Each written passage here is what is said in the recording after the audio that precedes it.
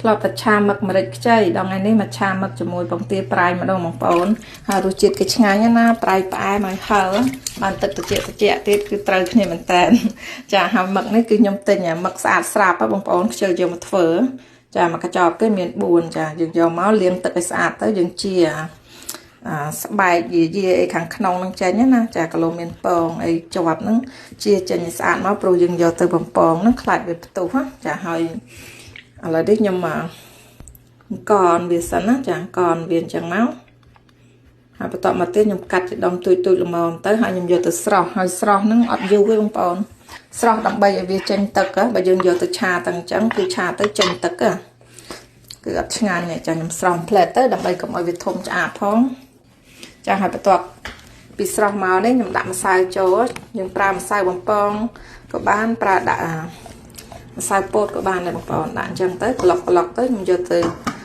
បំពងវាហ្នឹងតែមួយផ្លែទេអត់យូរទេគ្រាន់តែឲ្យម្សៅយើងឡើងស្រួយបន្តិចហ្នឹងដួសចេញហើយចាហើយពងទាប្រៃនេះគឺស្ងោរឆ្អិនទេបងប្អូនចាហើយ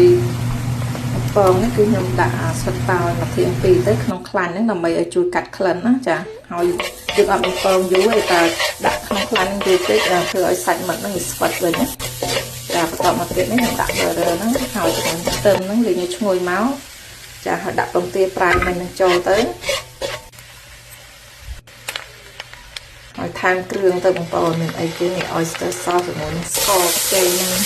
ចាហើយដាក់ទឹកប្រៃទៅខ្ញុំមកដាក់អំបិលទៀតទេព្រោះវាប្រៃហើយពងទាហ្នឹងហើយដាក់ទឹកបន្តិចទៅចាកូរឈ្ងុយមកបន្ថែមម្ទេសឥឡូវហ្នឹងដាក់សាច់ស្លឹកចូលបងប្អូនឆាទៅប៉ុណ្្នឹងហើយចាហើយឆ្ងាញ់ចឹងរសជាតិគឺប្រៃផ្អែមហើយដាក់ស្លឹកខ្ទឹមមានស្លឹកខ្ទឹមអីយើងរោយពីលើបន្តិចទៅចាហើយពងទាប្រៃមិញគឺខ្ញុំអត់ដាក់ឆាទាំងអស់ទេខ្ញុំទុកប្រហែលជាមួយស្លាបព្រាបាយដែរសម្រាប់ដាក់រោយពីលើនេះពេលយើងឆាហើយលុះដាក់ចានរោយពីលើតិចទៀតទៅមើលទៅវាស្អាតចាឥឡូវរួចរាល់ហើយចាឆាមឹកពងទាប្រៃ